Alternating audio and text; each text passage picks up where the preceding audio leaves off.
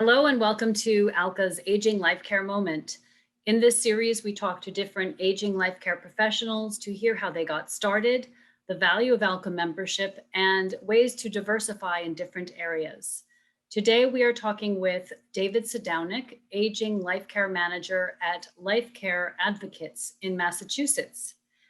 David, tell us, how did you get started and how long have you been practicing care management? Sure. Well, first of all, thank you so much for having me and the opportunity to share with you. I began working in human services a bit over 20 years ago, actually in a community mental health clinic with people with chronic, serious mental wellness challenges living in the community. Did that work for about 4 years, went to graduate school for social work, and there um, focused on gerontology. At the time that I graduated, I actually did informational interviews with different care managers, and I actually learned about this particular practice and was very interested. I met with a man who ended up working at this practice for a decade and a half, and I've been following it ever since. Worked for 10 years with a group serving older adults who are low income, low asset. It was great work.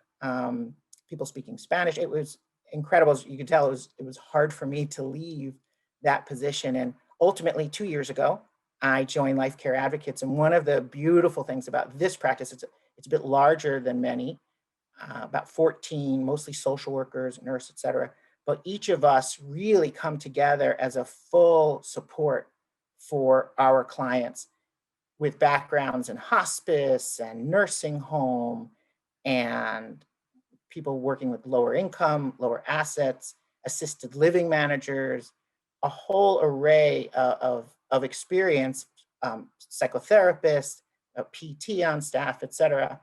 And really just so blessed to be with this team. The last thing I'll share is my first day when we had an open house, or right at the beginning, the person who founded the organization has since passed it on to the next generation. Her name is Emily Saltz. She welcomed me and she said, "David, welcome to the best job you'll ever have."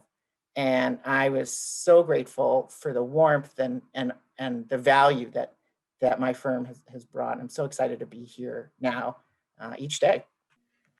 Well, that's a great journey in this practice. And when did you join the Aging Life Care Association? When did you get involved with ALCA? And what's your journey with the association been? Sure. I joined Alka a few months after I started working at our practice. And, one of the things that's a real benefit of Alka is it's really available with all of colleagues around the country, and it's a trusted resource.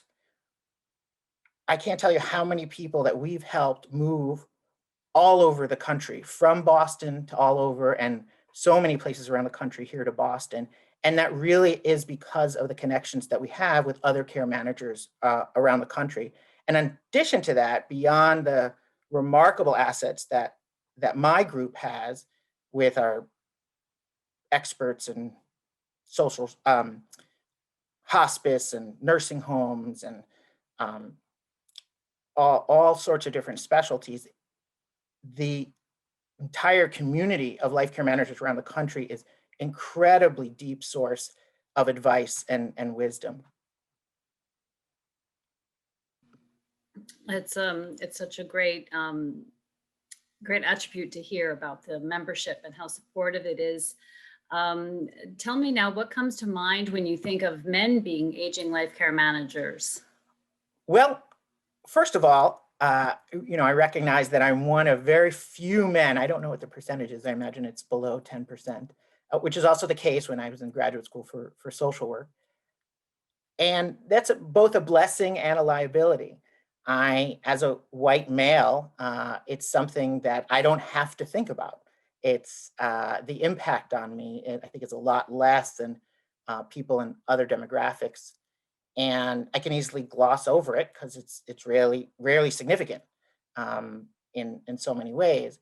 And at the same time, I have to practice increasing my attunement to my clients' experience and their family's experience. And I have to see it as best as I can through their eyes. And that's critical for me to do the best work that I can do.